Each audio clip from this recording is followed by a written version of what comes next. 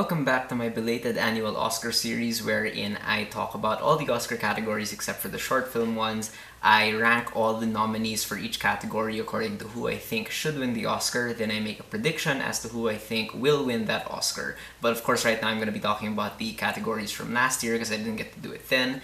So continuing where I left off is the first major award finally, which is Best Animated Feature. And let's get right into the nominees. So the nominees are Anomalisa, Charlie Kaufman, Duke Johnson, and Rosa Tran.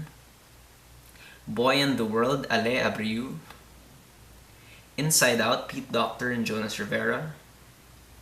Shaun the Sheep Movie, Mark Burton and Richard Starzak. And When Marnie Was There, Hiromasa Yonebayashi and Yoshiaki Nishimura. Now this is a good list of nominees with some refreshingly non-mainstream choices. However, there's really only one clear winner, like it's not even up for discussion, but I'm gonna rank these movies anyway. So at 5th place, I am going to put Don't Hate Me, When Marnie Was There. And When Marnie Was There is a lovely film. It has the classic simple Ghibli style of animation that lends itself well to typically fantasy. But what sets When Marnie Was There slightly apart from some other Studio Ghibli films is the fact that it's directed with this real maturity and sort of sense of realism, and seeing this combination of both this maturity and the kind of childish style of animation it makes for a pretty unique viewing experience. And this movie has a great soundtrack as well, especially the song that plays in the end credits. Listen to that song right now, it is fantastic. But you know, all things considered, When Marnie Was There ends up at number 5 for me because I just don't think it's a great movie. The ending really is the problem for me. There's just so much exposition that happens in the ending, it sort of robs the movie of emotion in my opinion. Now at number 4, I am going to put Boy and the World. I don't think many people have seen this movie, but you should absolutely see it because it's great. It's unlike anything I have ever seen. It uses really simple, almost minimalist 2D animation that really turns out becoming more than you expect. The animation grows and kind of compounds on itself and really just becomes something truly beautiful and unique. This movie also has great music, but what really sets it apart from the other nominees here is the fact that it's directed almost like a poem.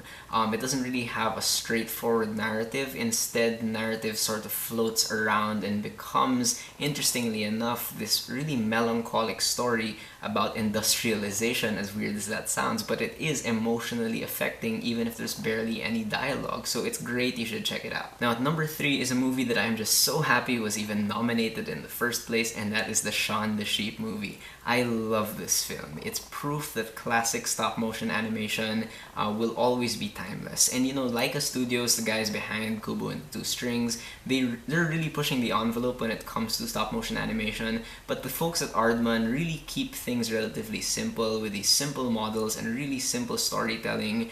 And just, you know, the Shaun the Sheep movie is honestly like the cutest thing you'll ever see. But it's not just shallow, cutesy stuff. There is genuine emotion in this film that really did affect me, and I know some of you might not believe me when I say that, but it really did touch me because it's a story about family and it's told in the simplest of ways. So simple, in fact, that there is zero dialogue in this film. There is literally not one word of English or any language really spoken in this film. But it really works. The fact that it still works, even if there's no dialogue, it's great. It's an amazing film. And at number 2, I am putting Anomalisa. And while Shaun the Sheep movie has like this traditional style of stop-motion animation that's really classic, the stop-motion animation in Anomalisa is really, again, unlike anything you've ever seen. What this movie does is that it aims for the uncanny valley and just stays there. Like, it really aims to sort of disturb you with how the figures in this movie move and talk, and it really works because this movie is probably the scariest non-horror film I've ever seen. It's so disturbing and it's so haunting, but at the same time it's a really personal film. What all this creepy animation does is that it puts you into the mindset of the protagonist, who is just such a disturbed individual that you really do begin to feel sorry for him, but it puts you in his shoes so effectively that it becomes such a singular experience and such a unique vision. And again, I also think it's definitely worth your time if you are up to the task. And at number 1, of course, no debate, the movie that I thought should have won the Oscar was Inside Out. this to me is not just one of the best Pixar films ever made. To me, it's also one of the best movies ever made. Period. Like, that's how good I think Inside Out is. And there's really just so much to talk about when it comes to Inside Out. And it says a lot about the film's quality just as a film, not just an animated film, when the animation in it isn't even the best part of the movie. I mean, don't get me wrong, the animation is fantastic, but there's just, every single element here comes together and creates something truly beautiful and unique. The score here by Michael Giacchino is destined to be a classic. It just brings me to tears like every single time. And this movie also has incredible voice acting that is proof that voice acting is a separate art on its own, separate from live action acting. Amy Poehler does a wonderful job as Joy. Phil Smith is great as Sadness. The girl who voices Riley is incredible as well. But what really, my favorite thing about Inside Out is its writing. The fact that it condenses all these scientific concepts into dialogue and a plot that is easily accessible for kids and kids at heart. But in the end, it uses these concepts to deliver a truly poignant message, probably the most poignant, important message that Pixar has ever given. And it really did reduce me to tears. For the very first time in a cinema, I cried because of this movie, and it really deserved the Oscar that it got, because this movie also, of course, was my official bet for who would win the Oscar.